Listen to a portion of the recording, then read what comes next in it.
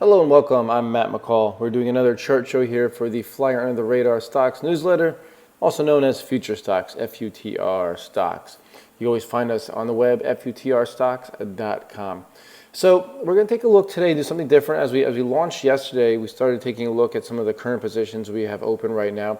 Today we're going to do something for the first time. We're going to introduce you to our watch list. And what I mean by the watch list is we're going to look at stocks that we look at every day. This list grows and decreases depending on what's going on in the market. As more stocks become potential buys, they go onto the watch list. And I'd say almost every, not everyone, but almost every stock that eventually makes it to the newsletter that we share with our subscribers at one point was on the watch list, and that's how we found it. And as we go through this list every day, multiple times throughout the day.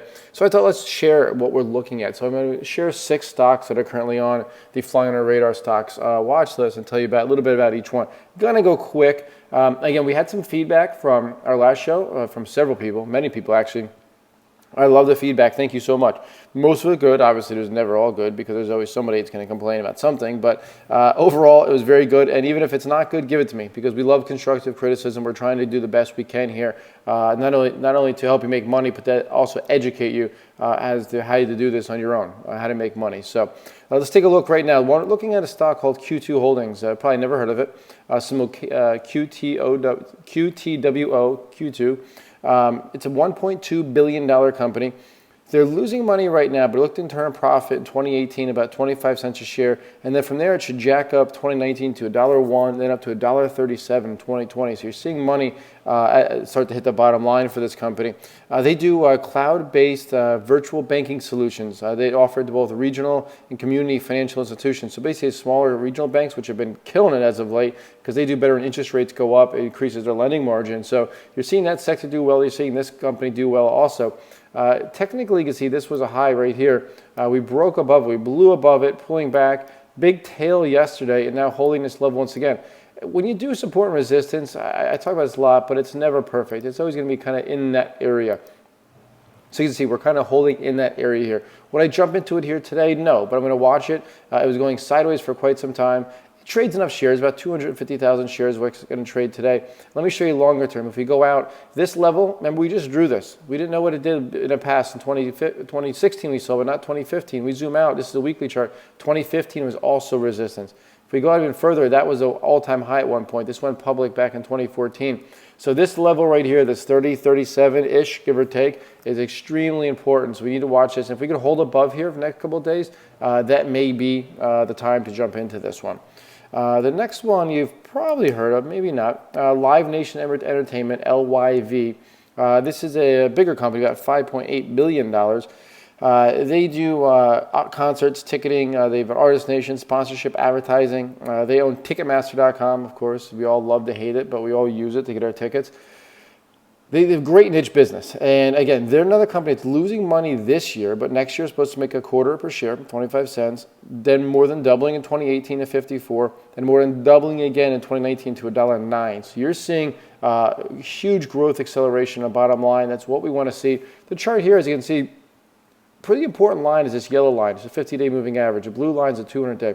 Came down, held right around it and bounced. Came down, held right around it and bounced. Pulling back a little bit here. Let's see what we can do if we can hold around here. Maybe we buy there. I don't know. I'm going to show you a longer term chart. The one issue I have is you can see here this resistance level from 2015, right around 29 and change, gives us a bit of an overhead. If we zoom out even further, you can see that's the highest level we've been in over a decade. So very important is this level right here. This is basically an all-time high. So if you buy here, you have to realize you have some overhead right in that area. So we're going to keep an eye on it, but another one I want to share with you. Another one, this one has more of a dividend play, but it's got a great chart as well, Apollo Management. They're basically a hedge fund, mutual fund company. They're publicly owned investment managers, really what they are. It says a 7.3% dividend, which is fantastic in this environment. The reason I'm doing this, as you can see here, is the closing high that we hit 3 times, fail, right? Finally broke out. And look at the volume that we got in that day, huge volume, biggest volume that we've seen in months. Now we're consolidating above that. That's what we call a breakout, pullback, breakout, consolidation. That's extremely bullish. I'd like to see it hold here for a little bit. Longer term chart, this baby has a lot of room to go. This can make a big run from here, in my opinion. Plus, you're getting a dividend along the way. Plus, financials are set up to do very well under a Trump administration, at least as of right now. So that's one to keep an eye on. A little bit bigger company, $7.8 billion, but again, one a lot of people have never heard of. Smaller company here, William Lyon Homes, residential construction, $600 million company.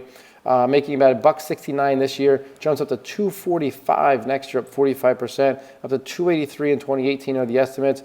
They do homes in California, Arizona, Nevada, Colorado, Washington, Oregon, so out west.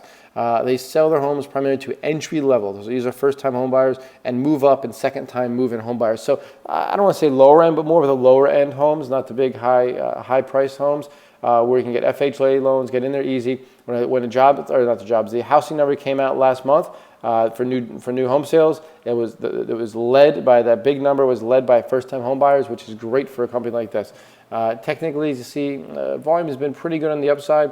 Breaking out here, this is our last resistance level. Breaking back, pulling back on lighter volume, which is really good. Longer term, it's starting this new uptrend, so you can run quite a bit again on this one. The housing stocks have struggled a little bit over the last few months. This has been one of the better performers. You can see it's in an uptrend. This is one we're keeping an eye on as well as far as the home builders are concerned.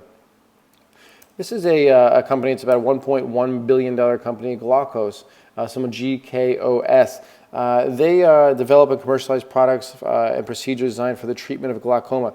I hate to break it to you baby boomers, but eye problems are a big thing. I'm not there yet, but hopefully one day I live to the age where I do have to deal with this stuff. But not there yet, but a lot of people are. There's a lot of baby boomers out there dealing with glaucoma and other type of macular degeneration, other types of eye issues. This company offers a product called iStent, which is a micro bypass stent.